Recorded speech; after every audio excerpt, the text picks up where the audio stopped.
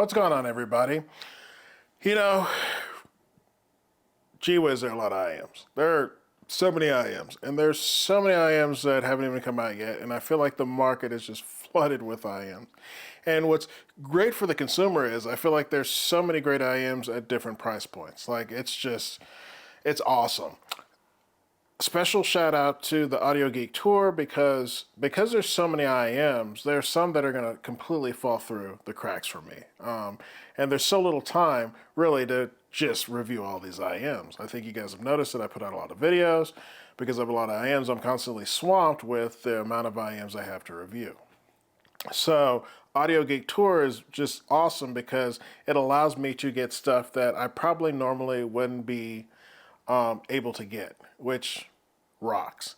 So this one is a shocker to me because A, it's one that I think I might have heard of before, but once I got it and put it into my ears, it just kind of actually blew me away.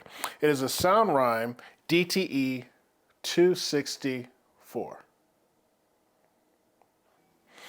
All right, so the Sound Rhyme DTE264. It retails for $999. It is a 9-driver hybrid with 4 E-stats, 6 balanced armatures, and 2 DDs.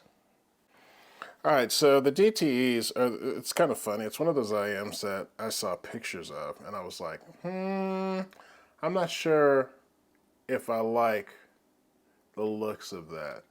But it's very much one of those ones you have to see in person, and it's actually a really stunning design on the faceplate and the shells. I think it's really nice.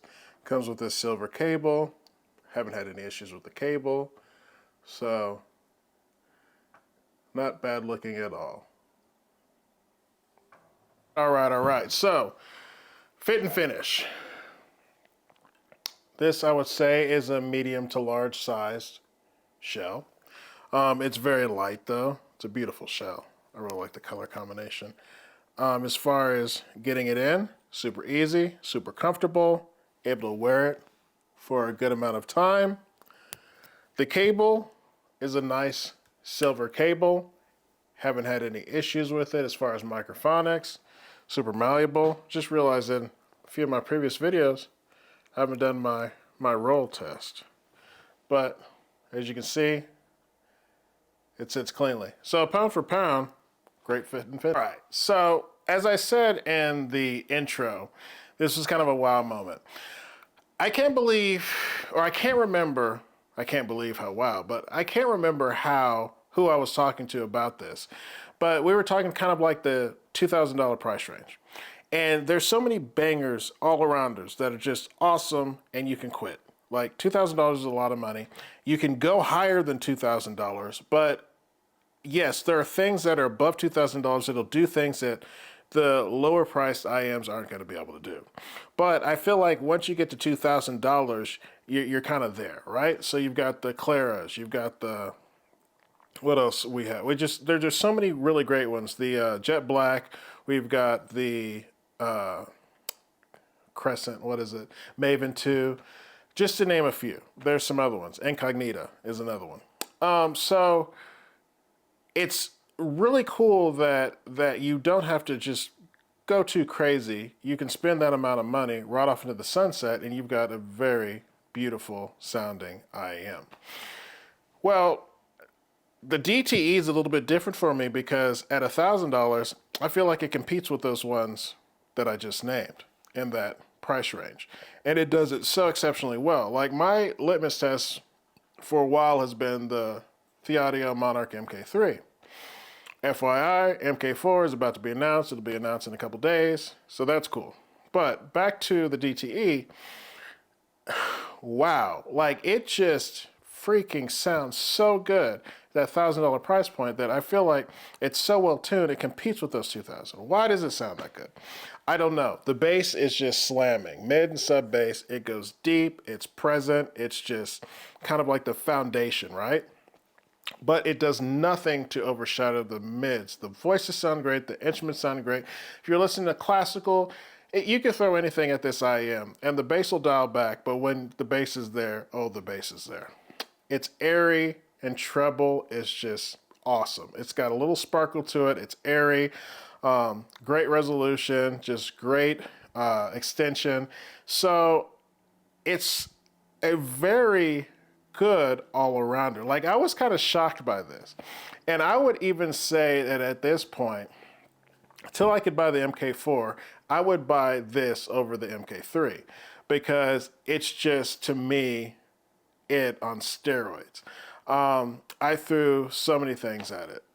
Classical, jazz, vocal, be it in pop, be it in, what can I think of it, opera. I threw so many different genres of music at it, and it was just such an enjoyable and fun listen through them all. It stages wide, it stages deep. Placement of instruments is very, very darn good. Like, I'm just kind of shocked to hear something so good and so coherent at this price point. And again, like, I'm glad I got it on the Audio Geek Tour because this is probably one that I would have completely missed. And that would have been a darn shame because I feel like what the DTE does at its price point is truly spectacular. Like the bass, there's texture to it, but it's also, the bass kind of reminds me of one of my favorite bass IEMs, the Alpha Omega. But much like the Alpha Omega, it doesn't obscure your mids. Your mids are there, they're present, they're beautiful, they're warm, not warm, but they have a taste of warmth where it allows them to sound natural and just, you're able to vibe to it.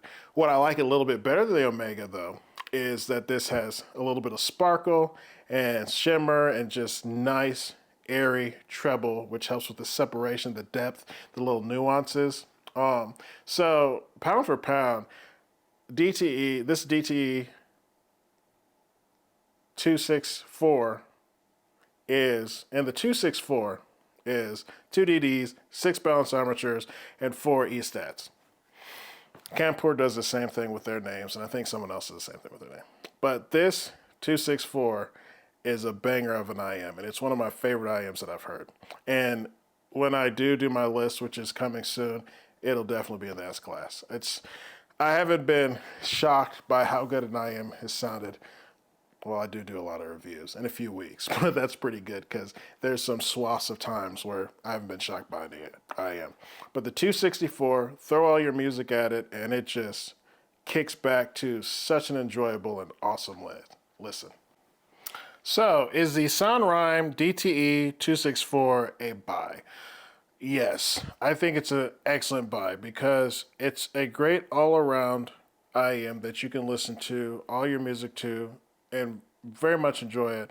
But for me, most importantly, it's one of those rare ones out there that you're spending $1,000, but you're getting much, much, much more for it. If you have any questions, comments, feel free to ask, and I will see you in the next review.